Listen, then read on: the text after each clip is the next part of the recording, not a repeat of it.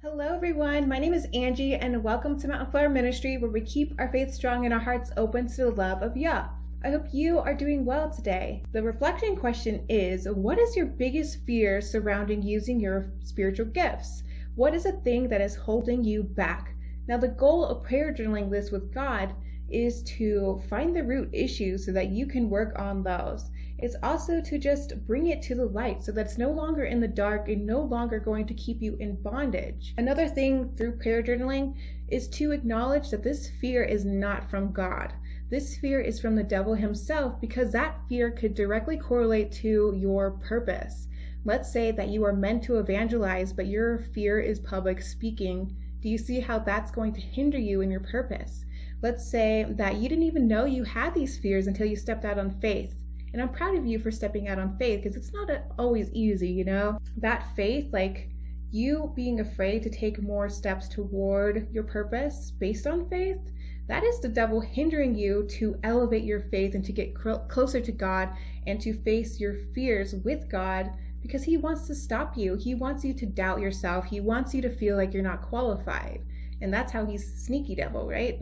Let's say you're one of those people that you know what the root issue is surrounding your fear. I'm going to tell him, God, I know what I have to do. I know what you called me to do, but for some reason I'm feeling uncertain and I'm still feeling fear. Surrendering that to him is not only going to release you from those heavy burdens, but it's also going to help you realize you can trust God with your problems, because he is not going to shun you when you feel afraid. He's not going to belittle you when you feel afraid. He is going to guide you and be your light. Through this prayer journaling process, you're going to let God transform your thinking. You're going to let God transform the way you feel about this fear. Maybe you have certain perspectives surrounding it that are not true. Maybe there are lies about your identity that are not true. And you're going to address these little by little, because we don't want to burn ourselves out. We don't want to be a perfectionist. God doesn't call for perfection. He calls for a pure heart, and he just wants us to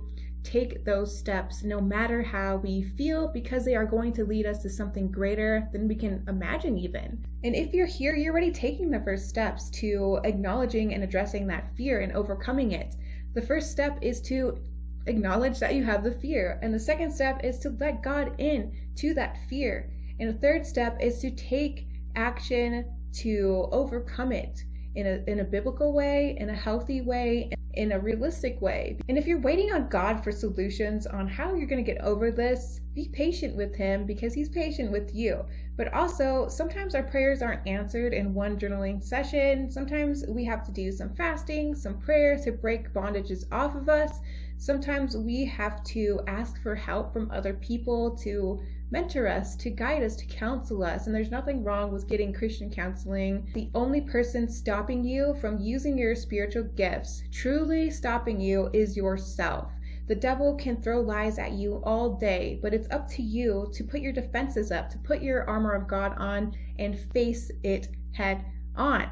You're not going to get any further than you are by ignoring your fear. It's just going to grow bigger and bigger and bigger and hinder you even more. And I don't want that for you, because I used to live in a state of fear constantly, like 24/7. I was afraid, I was anxious, I didn't trust God, but I know my purpose is to help people. And so that requires me to take the steps to talk to people, to get in front of this camera, to just open up and be vulnerable, because that's what God is calling me to do. Now, let's say you're afraid to be vulnerable. Take it to God. Now, if you want to do like a challenge for yourself, let's say you're ready to tackle this fear. The bonus thing you can do with this is to do one thing or help one person with your spiritual gifts, and then write about the experience. Let's say you do have a fear of public speaking. You're going to start talking to people more, whether that's on your social media, whether it's at your church or at your school or in your job.